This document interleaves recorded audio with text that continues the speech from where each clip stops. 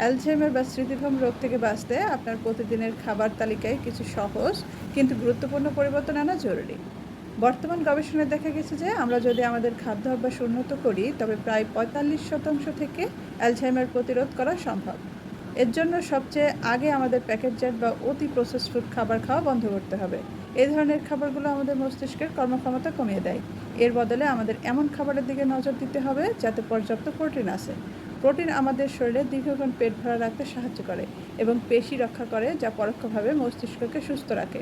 বিশেষ করে সামুদ্রিক মাছ, ডিম এবং লাল মাংস বা রেড মিট মস্তিষ্কের স্বাস্থ্যের জন্য খুবই উপকারী। ডিমে থাকা ফসফ্যাটিডিলকোলিন এবং মাছে থাকা ওমেগা-3 ফ্যাটি অ্যাসিড সরাসরি আমাদের স্মৃতিশক্তি উন্নত করতে কাজ করে। এছাড়া লাল মাংসে থাকে ক্রিয়েটিন, যা মস্তিষ্কের শক্তি যোগাতে সাহায্য করে।